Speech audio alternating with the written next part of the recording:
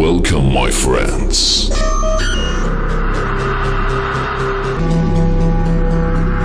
Feel free and expect the unexpected. Hello students, welcome back to our English class. In this class, we are going to discuss about 10th standard English poem, Jazz Poem 2, written by Carl Wendell Heinz Jr. Dear students, ತಮ್ಮ text ಬುಕ್ಕಲ್ಲಿ ಒಟ್ಟು 8 ಯೂನಿಟ್ಗಳನ್ನ ಕೊಟ್ಟಿದ್ದಾರೆ. ಅಲ್ಲಿ ಒಂದು unit ಅಂತಂದರೆ ಒಂದು lesson ಮತ್ತು ಒಂದು ಪೋಯಮನ್ನು ಸೇರಿಸಿ ಒಂದು ಯೂನಿಟ್ ಅಂತ ಮಾಡ್ತಾರೆ. ಆ ಒಂದು ಯೂನಿಟ್ಗೆ ಒಂದೇ ಥೀಮ್ ಇರ್ತದೆ. ಆ ಯೂನಿಟಲ್ಲಿ ಬರ್ತಕ್ಕಂಥ ಪಾಠ ಮತ್ತು ಪೋಯಮ್ಗೆ ಒಂದೇ ಥೀಮ್ ಇರ್ತದೆ. ಇವಾಗ ನಾವು ಹಿಂದಿನ ಕ್ಲಾಸ್ನಲ್ಲಿ ಮಾಡಿರ್ತಕ್ಕಂಥ ಪಾಠ ದ ಕನ್ಸರ್ಟ್ ಮತ್ತು ಇವತ್ತಿನ ಕ್ಲಾಸ್ನಲ್ಲಿ ಮಾಡೋಕ್ಕೆ ಹೋಗ್ತಕ್ಕಂಥ ಪೋಯಮ್ ಜಾಸ್ ಪೋಯಮ್ 2 ಏನಿದೆ, ಇವೆರಡೂ ಕೂಡ ಒಂದೇ ಯೂನಿಟಲ್ಲಿ ಬರ್ತವೆ. ಈ ಯೂನಿಟ್ಗೆ ಒಂದು ಥೀಮ್ ಇದೆ. ಅಲ್ಲಿ ನಿಮ್ಮ ಟೆಕ್ಸ್ಟ್ ಬುಕ್ಕಲ್ಲಿ ಕೊಟ್ಟಿದ್ದಾರೆ ಮ್ಯೂಸಿಕ್ ದ ಆಂಬ್ರೋಸಿಯಾ ಅಂತ ಇದೆ. ಅಂದರೆ ಸಂಗೀತಕ್ಕೆ ಸಂಬಂಧಪಟ್ಟಂಗೆ ಈ ಎರಡೂ ಕೂಡ ಇರ್ತವೆ. ಆ ಪಾಠ ಮತ್ತು ಈ ಪೋಯಮಲ್ಲಿ ಸಂಗೀತಕ್ಕೆ ಸಂಬಂಧಪಟ್ಟಿರ್ತಕ್ಕಂಥ ವಿಷಯಗಳೇ ಇರ್ತವೆ. ಹಾಗಾದರೆ ಇವತ್ತಿನ ಕ್ಲಾಸ್ನಲ್ಲಿ ನಾವು ಡಿಸ್ಕಷನ್ ಮಾಡಕ್ಕೆ ಹೋಗ್ತಾ ಇರುವಂಥ ಪೋಯಮ್ ಜಾಸ್ ಪೋಯಮ್ 2 ಅನ್ನು ಸ್ಟಾರ್ಟ್ ಮಾಡೋದಕ್ಕಿಂತ ಮುಂಚೆ ಅಲ್ಲಿ ಬಿಫೋರ್ ಯು ರೀಡ್ ಅಂತ ಒಂದು ಚಿಕ್ಕ ಪ್ಯಾರಾಗ್ರಾಫ್ ಅನ್ನು ಕೊಟ್ಟಿದ್ದಾರೆ. ಅದ್ರ ಬಗ್ಗೆ ಸ್ವಲ್ಪ ಅರ್ಥ ಮಾಡ್ಕೊಳ್ಳೋಣ. ಅವಾಗ ನಮಗೆ ಮುಂದಿನ ಪೋಯಮ್ ಅರ್ಥ ತುಂಬಾ ಈಸಿಯಾಗಿ ಆಗತ್ತೆ ಅಂತ ಹೇಳ್ತಾ ಅಲ್ಲಿ ಏನು ಹೇಳಿದ್ದಾರೆ ನೋಡಿ. Like the ancient mariner in Coleridge poem. ಈ ಕೋಲ್ರಿಡ್ಜ್ S.T. ಕೋಲ್ರಿಡ್ಜ್ ಅಂತ ಕರಿತೀವಲ್ಲ, ಅವ್ರು ಬರೆದಿರ್ತಕ್ಕಂಥ ಪೋಯಮಲ್ಲಿ ಏನ್ಷಿಯಂಟ್ ಮ್ಯಾರಿನರ್ ಅಂತ ಬರ್ತಾರೆ. ಅದ್ರ ಬಗ್ಗೆ ಸ್ವಲ್ಪ ತಾವು ಗಮನ ಕೊಡಿ. ಮುಂದೆ ಪೋಯಮಲ್ಲಿ ಈ ಪದ ಬಳಕೆ ಆಗೋದ್ರಿಂದ ಅದು ಏನು ಅಂತ ನಮ್ಗೆ ಗೊತ್ತಿರಬೇಕು. ಏನ್ಷಿಯಂಟ್ ಮ್ಯಾರಿನರ್, ಇಲ್ಲಿ ಮ್ಯಾರಿನರ್ ಅಂತಂದ್ರೆ ನಾವಿಕ ಅಂತ. ಈ S.T. ಕೋಲ್ರಿಡ್ಜ್ ಅವರು ಒಂದು ಲಾಂಗ್ ಲಿರಿಕಲ್ ಪೋಯಮ್ ಅನ್ನ ಬರೆದಿದ್ದಾರೆ. ಅದರ ಹೆಸರು the rime of the ancient mariner ಅಂತ. ಅಲ್ಲಿ ಒಬ್ಬ ಮ್ಯಾರಿನರ್ ನಾವಿಕನ ಬಗ್ಗೆ ಅಲ್ಲೊಂದು ಸ್ಟೋರಿ ಬರ್ತದೆ. ಒಬ್ಬ ನಾವಿಕ ತನ್ನ ಜೊತೆಗಾರ ಜೊತೆಗೆ ಸಮುದ್ರದಲ್ಲಿ ಒಂದು ಸಮುದ್ರ ಯಾನಕ್ಕೆ ಹೋಗಿರ್ತಾನೆ. ಅವಾಗ ಯಾವುದೋ ಒಂದು ಬಿರುಗಾಳಿಗೆ ಸಿಕ್ಕೊಂಡು ಈ ಸೌತ್ ಪೋಲ್ ಅಂದ್ರೆ ಈ ಅಂಟಾರ್ಟಿಕ್ ಖಂಡ ಇದೆಲ್ಲ ಆ ಕಡೆ ಹೋಗ್ಬಿಟ್ಟು ಹಿಮದಲ್ಲಿ ಸಿಕ್ಕಾಕೊಂಡ್ ಬಿಡ್ತಾರೆ. ಅವರಿಗೆ ವಾಪಸ್ ಬರೋದಕ್ಕೆ ಯಾವ ದಾರಿನೂ ಕೂಡ ಕಾಣಿಸ್ತಾ ಇರಲ್ಲ. ಅವಾಗ ಅವರಿಗೆ ಸಹಾಯಕ್ಕಾಗಿ ಒಂದು ಪಕ್ಷಿ ಬರುತ್ತೆ, ಆಲ್ಬೆಟ್ರೋಸ್ ಅಂತ. ಆ ಪಕ್ಷಿ ಬಂದ್ಬಿಟ್ಟು ಇವರಿಗೆ ಅಲ್ಲಿಂದ ಹೊರಗೆ ಬರೋದಕ್ಕೆ ದಾರಿ ತೋರಿಸುತ್ತೆ. ಅಲ್ಲಿರ್ತಕ್ಕಂಥ ನಾವಿಕರೆಲ್ಲ ಆ ಪಕ್ಷಿಯನ್ನ ದೇವರೇ ಕಳಿಸಿದಾನೆ, ನಮಗೆ ಮಾರ್ಗದರ್ಶನ ಮಾಡ್ತಾ ಇದೆ ಅಂತ ಭಾವಿಸಿದ್ರು. ಆದ್ರೆ ಈ ಮ್ಯಾರಿನರ್ ಏನಿದ್ದಲ್ಲ ನಾವಿಕ, ಇವನು ಆ ಪಕ್ಷಿಯನ್ನ ಶೂಟ್ ಮಾಡಿ ಸಾಯಿಸ್ಬಿಡ್ತಾನೆ. ಅವಾಗ ಜೊತೆಗಾರರಾಗಿರ್ತಕ್ಕಂಥ ಆ ನಾವಿಕರೇನಿದ್ರು ಅವರೆಲ್ಲ ಕೂಡ ಈ ಮ್ಯಾರಿನರ್ ವಿರುದ್ಧ ತಿರುಗಿ ಬೀಳ್ತಾರೆ. ಆ ಪಕ್ಷಿ ನಮಗೆ ಏನು ಕೆಟ್ಟದ್ದು ಮಾಡಿತ್ತು, ನಮಗೆ ದಾರಿ ತೋರಿಸಿತ್ತು, ಅದನ್ನೇ ನೀನು ಸಾಯಿಸ್ಬಿಟ್ಟಲ್ಲ ಅಂತ ಇವನ್ ಮೇಲೆ ತಿರುಗಿ ಬೀಳ್ತಾರೆ. ಮತ್ತೆ ಆ ಶಿಪ್ ಬಿರುಗಾಳಿಗೆ ಸಿಕ್ಕೊಂಡು ಮತ್ತೆ ಒಂದು ಎಲ್ಲೋ ಕಡೆಗೆ ಹೋಗಿ ಸಿಕ್ಕಾಕೊಂಡು ಬಿಡ್ತದೆ. ವಾಪಸ್ ಬರೋದಕ್ಕೆ ದಾರಿನೇ ಇರಲ್ಲ. ಅವಾಗ ಈ ಉಳಿದಿರುವಂಥ ನಾವಿಕರು ಏನಿದ್ರು ಅವರೆಲ್ಲ ಆ ಮ್ಯಾರಿನರ್ಗೆ ಹೇಳ್ತಾರೆ, ನೀನು ಆ ಪಕ್ಷಿನ ಸಾಯಿಸ್ಬಿಟ್ಟೆ, ಅದ್ರ ಶಾಪವಾಗಿನೇ ನಾವಿಲ್ಲಿ ಮತ್ತೆ ಸಿಕ್ಕಾಕೊಂಡಿದ್ದೀವಿ ಅಂತ ಹೇಳ್ತಾರೆ. ಎಂಥ ಕಷ್ಟದ ಪರಿಸ್ಥಿತಿನಲ್ಲಿ ಸಿಕ್ಕಾಕೋತಾರೆ ಅಂದರೆ ಅಲ್ಲಿಂದ ಅವರಿಗೆ ವಾಪಸ್ ಬರೋದಕ್ಕೆ ತುಂಬ ಕಷ್ಟ ಆಗಿಬಿಡ್ತದೆ. ಒಬ್ಬೊಬ್ಬರೇ ಆ ಸಹ ನಾವಿಕರೆಲ್ಲ ಸತ್ತು ಹೋಗ್ಬಿಡ್ತಾರೆ. ಅವಾಗ ಈ ಮ್ಯಾರಿನರ್ ಒಬ್ಬನು ಮಾತ್ರ ಉಳ್ಕೊಂಡಿರ್ತಾನೆ. ಇವನಿಗೆ ಬರ್ತಾ ನಿಧಾನಕ್ಕೆ ಏನಾಗುತ್ತೆ, ಮನ ಪರಿವರ್ತನೆ ಆಗಕ್ಕೆ ಸ್ಟಾರ್ಟ್ ಆಗುತ್ತೆ. ಈ ಜೀವಿಗಳು, ಪಕ್ಷಿಗಳು, ಈ ದೇವರ ಸೃಷ್ಟಿ ಮಾಡಿರ್ತಕ್ಕಂಥ ಪ್ರತಿಯೊಂದು ಏನಿದೆ ಅದೆಲ್ಲದರ ಮೇಲೆ ಇವನಲ್ಲಿ ಪ್ರೀತಿ ಹುಟ್ಟೋದಕ್ಕೆ ಸ್ಟಾರ್ಟ್ ಆಗುತ್ತೆ. ಆಮೇಲೆ ಇವನು ಪಶ್ಚಾತ್ತಾಪ ಪಡ್ತಾನೆ. ಆಮೇಲೆ ಹೇಗೋ ವಾಪಸ್ ಇವನು ಒಬ್ಬನೇ ವಾಪಸ್ ಬರ್ತಾನೆ. ಅಲ್ಲಿ ಬಂದಾದ್ಮೇಲೆ ಅವನು ಏನು ಮಾಡ್ತಾನೆ ಅಂದರೆ ಆ ಸಮುದ್ರದಲ್ಲಿ ಹೋಗ್ತಕ್ಕಂಥ ಪ್ರತಿಯೊಬ್ಬರಿಗೂ ಕೂಡ ತನ್ನ ಸ್ಟೋರಿನ ಹೇಳ್ತಾ ಇರ್ತಾನೆ. ಪ್ರಕೃತಿನಲ್ಲಿರುವಂಥ ಎಲ್ಲ ದೇವರ ಸೃಷ್ಟಿ ಏನಿದೆ ಅದೆಲ್ಲವನ್ನ ಪ್ರೀತಿಸಿ, ಯಾವುದನ್ನು ದ್ವೇಷ ಮಾಡಬೇಡಿ, ಹಿಂಸಿಸಬೇಡಿ ಅಂತ ಹೇಳಿ ಅವನು ಸಂದೇಶ ಸಾರ್ತಾ ಇರ್ತಾನೆ ಆ ಪೋಯಮಲ್ಲಿ. ಆ ಏನ್ಷಿಯಂಟ್ ಮ್ಯಾರಿನರ್ ಅನ್ನ ಈ ಪೋಯಮಲ್ಲಿ ಬರ್ತಕ್ಕಂಥ ಈ ಜಾಸ್ ಪ್ಲೇಯರ್ಗೆ ಹೋಲಿಸ್ತಾ ಇದ್ದಾರೆ. ಆ ಏನ್ಷಿಯಂಟ್ ಮ್ಯಾರಿನರ್ ಹೇಗೆ ತನ್ನ ಸಂದೇಶವನ್ನು ಜಗತ್ತಿಗೆ ಸಾರ್ತಾ ಇದ್ನಲ್ಲ, ಇವನು ಕೂಡ ಹಾಗೆ ಸಂದೇಶ ಸಾರ್ತಾನೆ ಅಂತ ಹೇಳ್ತಾ ಇದ್ದಾರೆ. ಸೊ ಹಾಗಾಗಿ ತಮಗೆ ಗೊತ್ತಾಯ್ತು ಅಂತ ಅನ್ಕೋತೀನಿ. ಏನ್ಷಿಯಂಟ್ ಮ್ಯಾರಿನರ್ ಅಂತಂದ್ರೆ ಯಾರು ಅಂತ ತಮಗೆ ಅರ್ಥ ಆಗಿದೆ.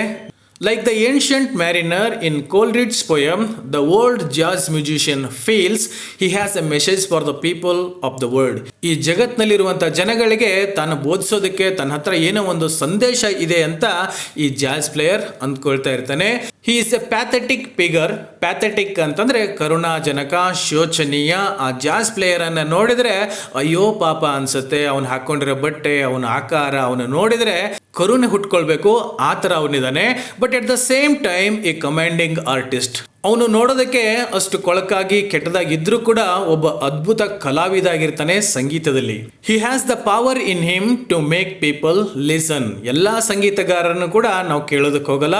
ಕೆಲವೊಂದು ಅದ್ಭುತ ಸಂಗೀತಗಾರರು ಇರ್ತಾರೆ, ಅವರು ವಾದ್ಯ ನುಡಿಸೋದಕ್ಕೆ, ಹಾಡು ಹೇಳೋದಕ್ಕೆ ಸ್ಟಾರ್ಟ್ ಮಾಡಿದರೆ ಜನ ಎಲ್ಲವನ್ನ ಮರೆತು ಅಲ್ಲಿ ಕೇಳಕ್ಕೆ ಕೂತ್ಕೊಂಡಿರ್ತಾರೆ. ಹಾಗೆ ಈ ಜಾಸ್ ಪ್ಲೇಯರ್ ಇದ್ನಲ್ಲ, ಅವನು ಸಂಗೀತ ನುಡಿಸೋದಕ್ಕೆ ಸ್ಟಾರ್ಟ್ ಮಾಡಿಬಿಟ್ರೆ ಎಲ್ಲ ಜನ ಕೂಡ ಕೂತ್ಕೊಂಡು ಕೇಳ್ತಾ ಇದ್ರು.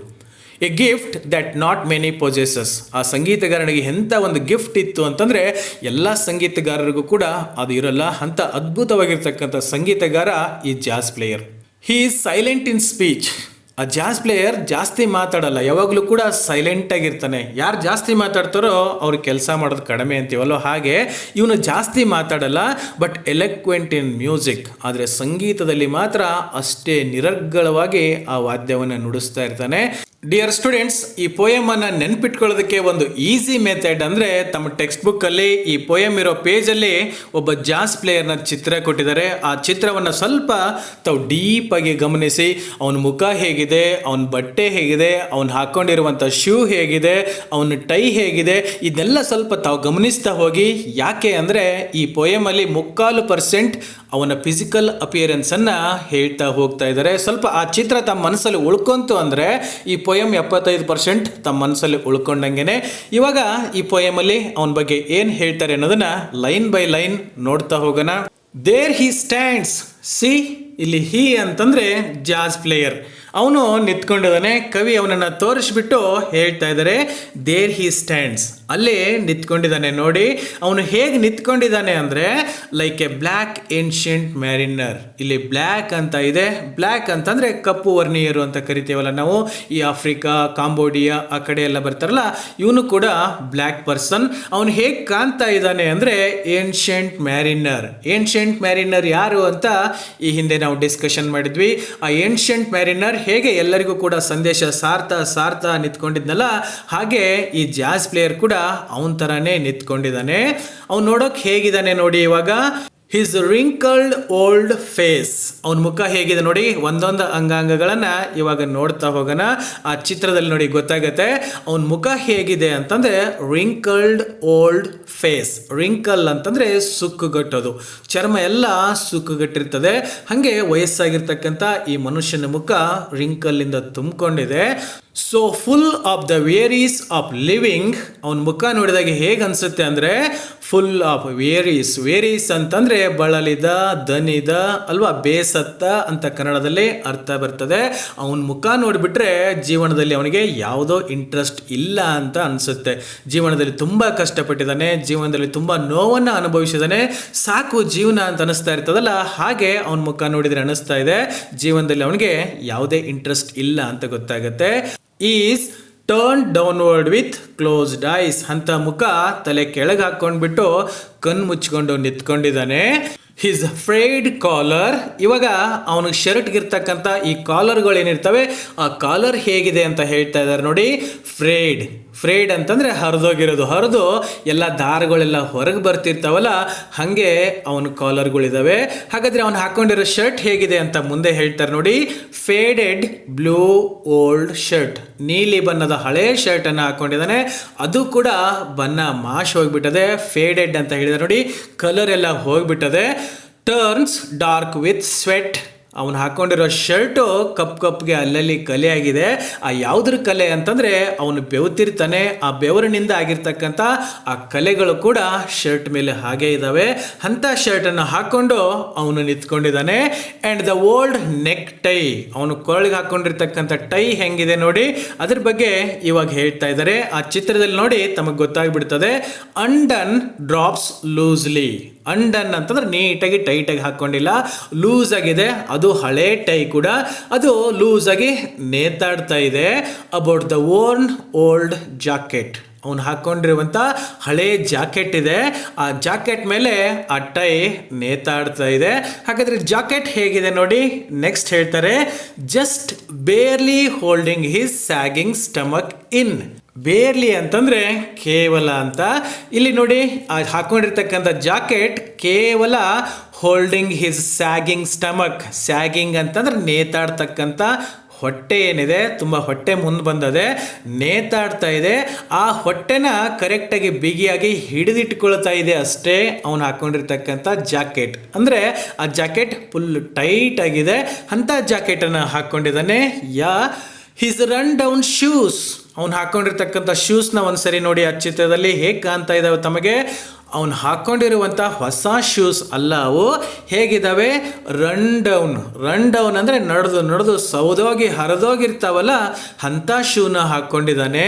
ಹ್ಯಾವ್ ಪೇಪರ್ ಇನ್ ದೆಮ್, ಆ ಶೂ ಎಲ್ಲೆಲ್ಲಿ ಹರಿದೋಗಿದ್ವಲ್ಲ, ಎಲ್ಲೆಲ್ಲಿ ತೂತಾಗಿತ್ತಲ್ಲ ಅದಕ್ಕೆಲ್ಲ ಪೇಪರ್ನ ಹಾಕಿಬಿಟ್ಟು ಮುಚ್ಚಿದ್ದಾನೆ.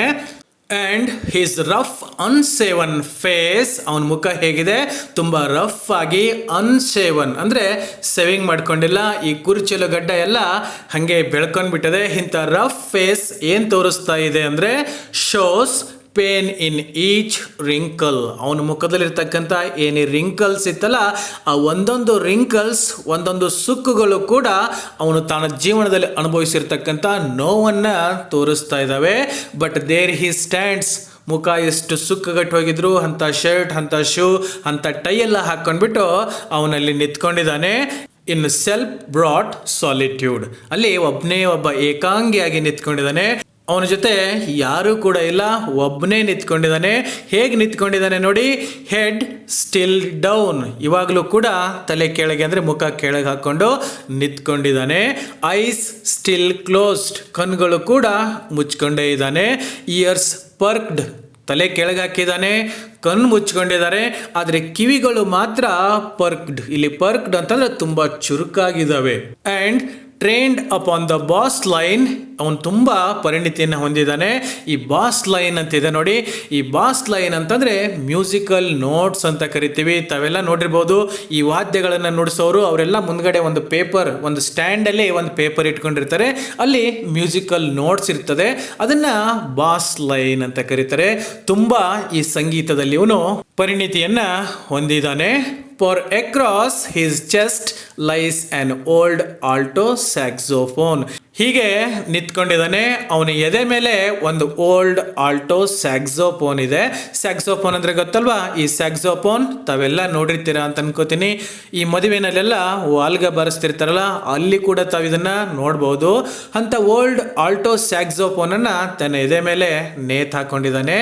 ಹೇಗೆ ಹಾಕ್ಕೊಂಡಿದ್ದಾನೆ ನೋಡಿ, supported from his neck by a wire coat hanger, ತನ್ನ ಕೊರಳಿಗೆ ಅದನ್ನು ನೇತು ಹಾಕ್ಕೊಂಡಿದ್ದಾನೆ. ಯಾವುದರಿಂದ ಅಂದರೆ ಎ ವೈರ್ ಕೋಟೆಡ್ ಹ್ಯಾಂಗರ್, ಒಂದು ವೈರನ್ನು ತಗೊಂಡು ಕಟ್ಟಿ ತನ್ನ ಕೊರಳಿಗೆ ಆ ಸ್ಯಾಕ್ಸೋಫೋನ್ ಅನ್ನ ನೇತು ಹಾಕೊಂಡಿದ್ದಾನೆ.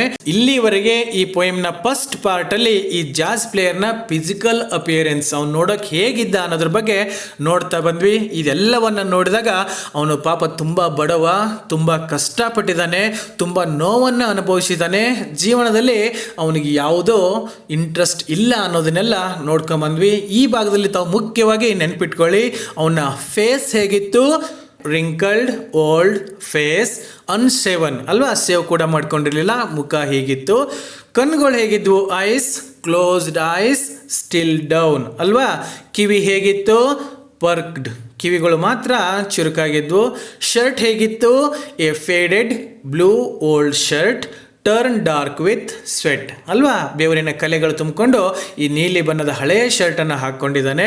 ಹಾಗಾದರೆ ಕಾಲರ್ ಹೇಗಿತ್ತು, ಫ್ರೇಡ್ ಕಾಲರ್, ಕಾಲರ್ ಎಲ್ಲ ಕಿತ್ತೋಗಿ ದಾರ ಎಲ್ಲ ಹೊರಗೆ ಬರ್ತಾ ಇತ್ತು. ಮತ್ತು ಜಾಕೆಟ್ ಹೇಗಿತ್ತು, ಓರ್ ಔಟ್ ಓಲ್ಡ್ ಜಾಕೆಟ್ ಅಲ್ವಾ, ಹಳೆಯ ಜಾಕೆಟನ್ನು ಹಾಕ್ಕೊಂಡಿದ್ದ.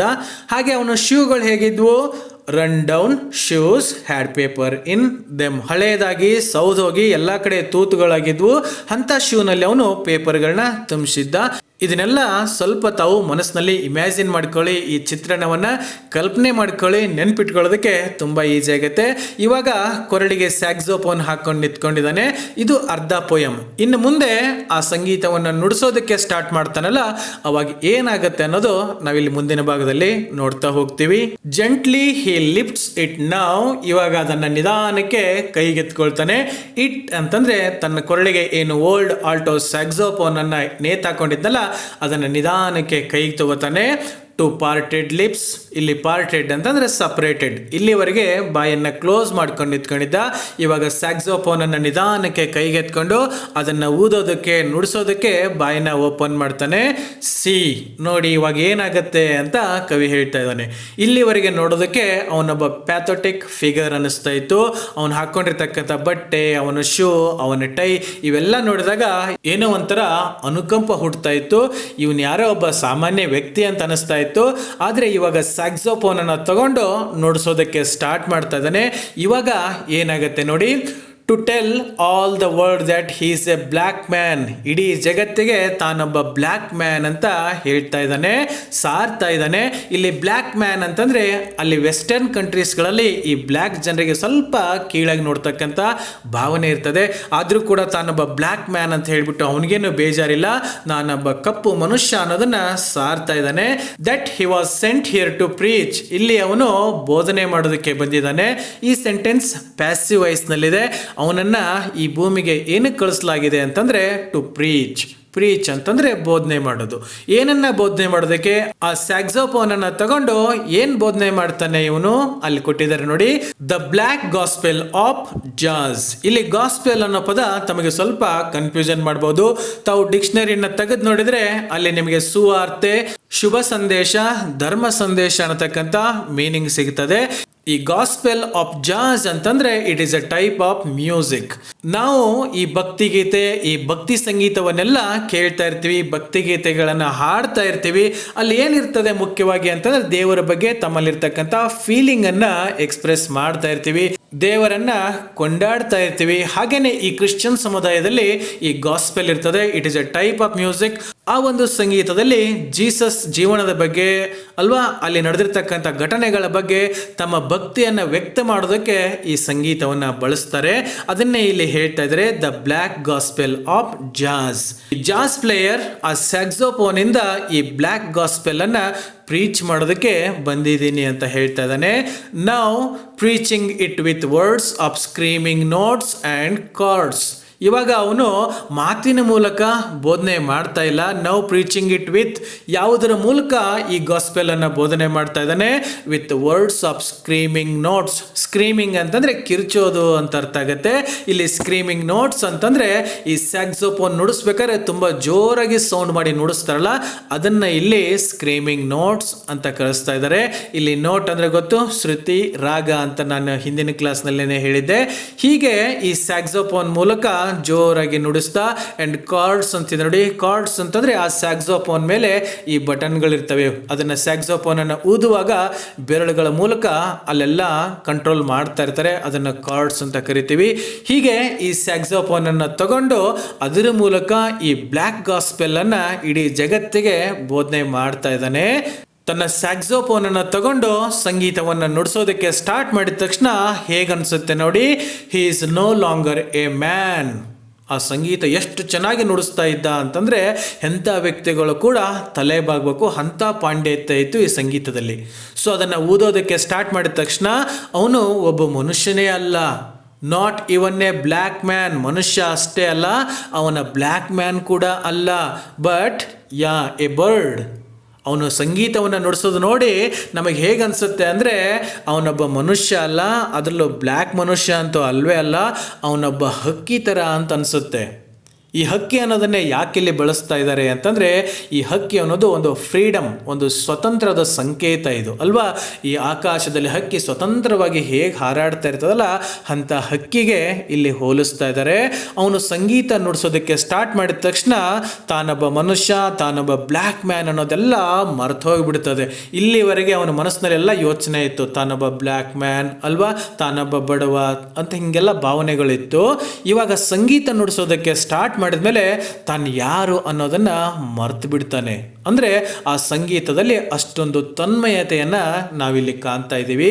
ಎಂಥ ಹಕ್ಕಿ ತರ ಅಂತಂದ್ರೆ one that gathers his wings and flies. ತನ್ನ ರೆಕ್ಕೆಗಳನ್ನೆಲ್ಲ ಒಗ್ಗೂಡಿಸಿ ಹಕ್ಕಿ ಹೇಗೆ ಹಾರೋದಕ್ಕೆ ಸ್ಟಾರ್ಟ್ ಮಾಡುತ್ತೋ, ಫ್ಲೈಸ್ ಹೈ ಹೈ ಹೈಯರ್, ಹೀಗೆ ಹಾರ್ತಾ ಹಾರ್ತಾ ಹಾರ್ತಾ ಎತ್ತರಕ್ಕೆ ಹೋಗ್ತಾ ಇರ್ತದೆ. ಹಾಗೆ ಈ ಜಾಸ್ ಪ್ಲೇಯರ್ ಕೂಡ ಈ ಸಂಗೀತವನ್ನು ನುಡಿಸೋದಕ್ಕೆ ಸ್ಟಾರ್ಟ್ ಮಾಡಿದ ಮೇಲೆ ತಾನು ಯಾರು, ತನ್ನ ಪರಿಸ್ಥಿತಿ ಏನು ಅನ್ನೋದನ್ನೆಲ್ಲ ಮರೆತು ಈ ಸಂಗೀತದಲ್ಲಿ ತನ್ಮಯನಾಗಿ ಬಿಡ್ತಾನೆ. ಅಂಟಿಲ್ ಹಿ ಫ್ಲೈಸ್ ಅವೇ, ಎಲ್ಲಿವರೆಗೆ ಹಾರ್ತಾ ಇರ್ತದೋ ಹಕ್ಕಿ, ಹಾಗೇನೆ ಇವನು ಎಲ್ಲಿವರೆಗೆ ಸಂಗೀತವನ್ನು ನುಡಿಸ್ತಾ ಇರ್ತಾನೋ ಅಲ್ಲಿವರೆಗೆ ಈ ಜಗತ್ತಿನಲ್ಲಿರ್ತಕ್ಕಂಥ ಕಷ್ಟಗಳು, ನೋವುಗಳು, ಹಿಂಸೆಗಳು ಎಲ್ಲವನ್ನ ಮರೆತು ಹಕ್ಕಿ ತರ ಎಂಜಾಯ್ ಮಾಡ್ತಾ ಇರ್ತಾನೆ. Or come back to find himself a black man again, ಎಲ್ಲಿವರೆಗೆ ಅವನು ಸಂಗೀತ ನುಡಿಸ್ತಾ ಇದ್ನೋ ಅಲ್ಲಿವರೆಗೆ ತಾನು ಯಾರು, ತನ್ನ ಕಷ್ಟ, ತನ್ನ ನೋವು, ತನ್ನ ಸಂಕಟ ಎಲ್ಲವನ್ನ ಮರೆತು ಸಂಗೀತದಲ್ಲಿ ತನ್ಮಯನಾಗಿಬಿಟ್ಟಿದ್ದ. ಯಾವಾಗ ಸಂಗೀತ ಮುಗಿತದೋ, ಯಾವಾಗ ಆ ಸ್ಯಾಕ್ಸೋಫೋನನ್ನು ನುಡಿಸೋದನ್ನ ಸ್ಟಾಪ್ ಮಾಡ್ತಾನೋ ಅವಾಗ ಮತ್ತೆ ಅವನಿಗೆ ನೆನಪಿಗೆ ಬರ್ತದೆ ಏನದು, find himself a black man again, ತಾನು ಮತ್ತೆ ಒಬ್ಬ ಬ್ಲ್ಯಾಕ್ ಮ್ಯಾನ್ ಅನ್ನೋದು ಅವನಿಗೆ ಗೊತ್ತಾಗ್ಬಿಡ್ತದೆ. ಅಂದ್ರೆ ಇಲ್ಲಿ ಮುಖ್ಯವಾಗಿ ಏನು ಹೇಳ್ತಾ ಇದ್ದಾರೆ ಅಂದ್ರೆ, ಸಂಗೀತಕ್ಕೆ ಈ ಜಗತ್ತಿನಲ್ಲಿರ್ತಕ್ಕಂಥ ಎಲ್ಲ ನೋವುಗಳನ್ನ, ಹಿಂಸೆಯನ್ನ ಮರೆಸ್ತಕ್ಕಂಥ ಶಕ್ತಿ ಇದೆ. ಅವನು ನೋಡೋದಕ್ಕೆ ತುಂಬ ಕುರೂಪಿಯಾಗಿರ್ಬೋದು, ಆದರೆ ಅವನಲ್ಲಿರ್ತಕ್ಕಂಥ ಈ ಸಂಗೀತ ಜ್ಞಾನ ಮಾತ್ರ ತುಂಬ ಅದ್ಭುತವಾಗಿರ್ತಕ್ಕಂಥದ್ದು. ಈ ಸಂಗೀತದಿಂದ ತನ್ನ ಕಷ್ಟ ನೋವುಗಳನ್ನೆಲ್ಲ ಹೇಗೆ ಮರೆಸ್ತಾನೆ, ಹಾಗೆ ಕೇಳೋರಿಗೂ ಕೂಡ ಅಷ್ಟೇ ಸಂತೋಷವನ್ನು ನೀಡ್ತಾನೆ. ಅಂಥ ಅದ್ಭುತವಾಗಿರ್ತಕ್ಕಂಥ ಶಕ್ತಿ ಈ ಸಂಗೀತಕ್ಕಿದೆ ಅಂತ ಈ ಪೊಯಮ್ ಮೂಲಕ ಇಲ್ಲಿ ಹೇಳ್ತಾ ಇದ್ದಾರೆ. ಓಕೆ ಡಿಯರ್ ಸ್ಟೂಡೆಂಟ್ಸ್, ಇಲ್ಲಿವರೆಗೆ ಈ ಪುಟ್ಟದಾಗಿರ್ತಕ್ಕಂಥ ಜಾಯ್ಸ್ ಪೊಯಮ್ 2 ಅನ್ನತಕ್ಕಂಥ ಪೊಯಮನ್ನು ಅರ್ಥ ಮಾಡ್ಕೊಳ್ಳೋದಕ್ಕೆ ಪ್ರಯತ್ನ ಪಟ್ವಿ. ತುಂಬ ಸಿಂಪಲ್ ಆಗಿರ್ತಕ್ಕಂಥ ಪೊಯಮ್, ತಮ್ಮೆಲ್ಲರಿಗೂ ಕೂಡ ಅರ್ಥ ಆಗಿದೆ ಅಂತ ಅನ್ಕೋತೀನಿ. ಈ ಪೊಯಮ್ನ ಹೆಚ್ಚಿನ ಭಾಗದಲ್ಲಿ ಈ ಜಾಸ್ ಪ್ಲೇಯರ್ ಏನಿದ್ದ ಅವನ ಒಂದು ಫಿಸಿಕಲ್ ಅಪಿಯರೆನ್ಸನ್ನು ವರ್ಣನೆ ಮಾಡ್ತಾರೆ. ಅವನು ನೋಡೋದಕ್ಕೆ ಹೇಗಿದ್ದ, ಅವನ ಮುಖ ಹೇಗಿತ್ತು, ಅವನ ಶರ್ಟ್ ಹೇಗಿತ್ತು, ಶೂ ಹೇಗಿತ್ತು, ಜಾಕೆಟ್ ಹೇಗಿತ್ತು, ಹೀಗೆ ಅದನ್ನೆಲ್ಲ ವರ್ಣನೆ ಮಾಡ್ತಾ ಹೋಗಿದ್ದಾರೆ. ತಾವು ಅದನ್ನೆಲ್ಲ ಒಂದೊಂದೇ ಪಾಯಿಂಟ್ನ ಬರೆದಿಟ್ಕೊಂಡು ನೆನ್ಪಿಟ್ಕೊಳ್ಳಿ. ಸಮರಿ ಬರೆಯೋದಕ್ಕೆ ತುಂಬ ಯೂಸ್ ಆಗುತ್ತೆ. ಇನ್ನು ಈ ಪೊಯಮ್ನ ಕೊನೆ ಭಾಗದಲ್ಲಿ ಇಂಥ ಪ್ಯಾಥೋಟಿಕ್ ಫಿಗರ್, ನೋಡೋದಕ್ಕೆ ಅಷ್ಟೊಂದು ಸಿಂಪಲ್ ಆಗಿದ್ದ, ತುಂಬ ಬಡವನಾಗಿ ಕಾಣ್ತಾ ಇದ್ದ, ಅವನು ನೋಡಿದರೆ ಅಯ್ಯೋ ಪಾಪ ಅಂತ ಅನಿಸ್ತಾ ಇತ್ತು. ಆದರೆ ಅವನಲ್ಲಿರ್ತಕ್ಕಂಥ ಈ ಸಂಗೀತದ ಪಾಂಡಿತ್ಯ ಹೇಗಿತ್ತು ಅನ್ನೋದನ್ನು ಲಾಸ್ಟ್ ಭಾಗದಲ್ಲಿ ಹೇಳ್ತಿದ್ದಾರೆ. ಯಾವಾಗ ಅವನು ಸ್ಯಾಕ್ಸೋಫೋನನ್ನು ತಗೊಂಡು ಈ ಸಂಗೀತ ನುಡಿಸೋದಕ್ಕೆ ಪ್ರಾರಂಭ ಮಾಡ್ತಾನೋ ಅವಾಗ ತಾನೊಬ್ಬ ಬ್ಲ್ಯಾಕ್ ಮನುಷ್ಯ, ತಾನು ತುಂಬ ಬಡವ, ತಾನು ತುಂಬ ಕಷ್ಟಪಟ್ಟಿದ್ದೀನಿ, ಆ ನೋವುಗಳನ್ನೆಲ್ಲ ಮರೆತು ಒಂದು ಹಕ್ಕಿ ಥರ ಸ್ವತಂತ್ರ ತನ್ಮಯನಾಗ್ತಾನೆ ಸಂಗೀತದಲ್ಲಿ. ಆದ್ರೆ ಎಲ್ಲಿವರೆಗೆ ಸಂಗೀತವನ್ನ ನುಡಿಸ್ತಾ ಇರ್ತಾನೋ ಅಲ್ಲಿವರೆಗೆ ಅಷ್ಟೊಂದು ಆನಂದದಲ್ಲಿ ತೇಲ್ತಾ ಇರ್ತಾನೆ. ಯಾವಾಗ ಸಂಗೀತ ಮುಗೀತದೋ ಅವಾಗ ಮತ್ತೆ ಸಿಂಪಲ್ ಆಗಿರ್ತಕ್ಕಂಥ ಒಬ್ಬ ಬ್ಲ್ಯಾಕ್ ಮ್ಯಾನ್ ಆಗಿ ಕಂಡುಕೊಳ್ತಾನೆ ಅನ್ನೋದನ್ನ ಈ ಪೊಯಮ್ ಅಲ್ಲಿ ನೋಡ್ತಾ ಬಂದ್ವಿ. ಓಕೆ ಡಿಯರ್ ಸ್ಟೂಡೆಂಟ್ಸ್, ಇವತ್ತಿನ ಕ್ಲಾಸ್ ಅನ್ನ ಇಲ್ಲಿಗೆ ಮುಗಿಸೋಣ. ಇನ್ನು ನೆಕ್ಸ್ಟ್ ಕ್ಲಾಸ್ ನಲ್ಲಿ ಬೇರೆ ಒಂದು ಟಾಪಿಕ್ ಜೊತೆಗೆ ಮತ್ತೆ ಸಿಗೋಣ. So till then take care.